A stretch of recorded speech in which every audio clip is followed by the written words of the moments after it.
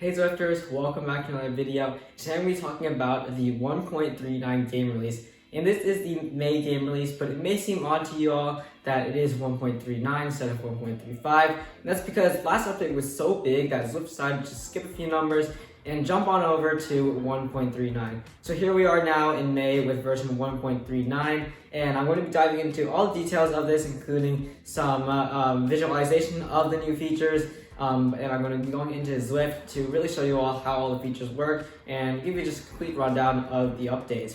And another thing to note is that Zwift is changing their release cadence to once every 2 weeks, so that's going to speed things up quite a bit. But note that this is another phased rollout, so it is going to be taking a few days for this to be fully rolled out, and I believe Zwift aims to have this out by the end of the week, if everything goes as planned. Alright, let's jump into the details. Okay, so the first change is that Zwift made the power-ups much more useful and just overall improved how the power-ups work, and there's a lot to go through here, so I'm going to be doing my best to summarize this a bit so you don't all have to listen to every single detail about it. So the first thing to note is that this is not available to everyone just yet. You have to wait a bit because once the game release is out to everyone, Zwift will be releasing this. But until that time, it was not fair for some Zwifters because a lot of these things are enhancements that make Powerups a lot better. And one of the things about Powerups is that it's little things that count. So these are going to be some of the smaller things that are kind of annoying, but then Zwift is using this as an opportunity to fix those things and make it a whole lot better with just a few minor changes. Alright, so first off, Aero Boost has no changes. Draft Boost has increased duration from 30 to 40 seconds. So the draft effect is going to be stronger now with the draft boost, and I suspect that this is because of Powerups V4, and previously it doubled your draft effect, but now since PD4 is basically using double draft for the entire thing, they had to kind of increase the power of that power-up to actually make it a power-up. Feather increased to 15 to 30 seconds. This makes it a lot more competitive amongst other power-ups. Before, it was kind of a useless power-up unless you were on a climb. Now I believe it'll be much more powerful.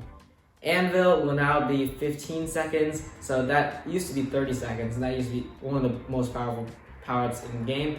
And like what they did to the Feather power-up a couple years back, they are making this now a power-up that uses a percentage of your weight rather than just throwing on 50 kilograms.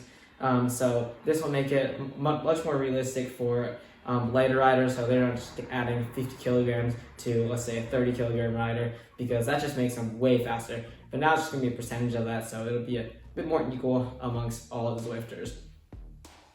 Burrito power-up now lasts 20 seconds, so that's going to be a lot more powerful in the breakaways. And another thing to note is that they finally fixed it. So this is one of the most exciting things that was in this power-up update, and that's that riders who are using the power-up can still draft. So now when people are basically committing suicide with burritos, it's going to be a lot different now, and it's going to take a bit to get used to this, but I believe that Zwifters can do it.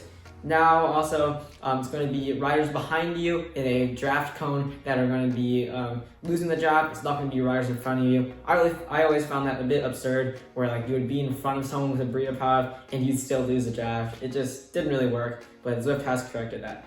Ghost power-up increased duration from 10 to 15 seconds, and now you cannot use this power-up when you are 400 meters from the finish line, and that makes it a lot better for breakaways because of that increased duration.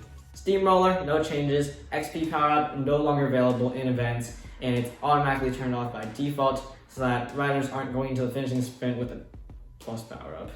Alright, moving on to the next changes. So the next thing that Zwift changed is the coffee stop. Coffee stop is coming May 10th, and that was part of the This Season on Zwift for the summer of 2023. So glad to see that actually rolling out. It's going to be coming out on May 10th, so keep your eyes out because it will be releasing soon, and you will have that in your action bar. It's just going to be a few more days before it is May 10th, and you'll be able to use use the function as long as you would like. Basically what it allows you is for up to 30-second break in the first 5 minutes of your ride, and after that you get 3 minutes of a stop, so you can go to the bathroom, get some coffee, or do whatever you need to do in that 3 minutes. You can read all about this in the links that I have in the description below. I have links for all these things to make sure that you can actually learn more about this, because this video is not going to be going into all the nitty-gritty details, but I do have articles that I have found or written that have those details. Repack Ridge is closing temporarily, and this is actually a good thing because it means that Zwift is working on this and they're probably going to bring something pretty great soon. So keep your eyes peeled for that, whatever it may be. 1.39 now stops the support of OpenGL on Mac. So recently we saw a shift from OpenGL to Metal on all Mac devices. So if your device has not switched, it's not going to be compatible with Zwift. Steering is now enabled by default in events. This makes steering a lot more useful. And that was one of my main complaints with Elite Steers though, was that you can't actually use it in most of the events, but now you can. And this is really just hinting at Zwift doing something with steering in the future. So I'm excited to see what that is. So a quick snippet about bugs in this release. There are likely to be some bugs because this is a bigger game release. And I would highly recommend checking out my website, which is linked down below. And that kind of goes over some of the bugs that are in this update, and I will be updating that page every day so that it stays up to date with the latest things that are happening on Zwift.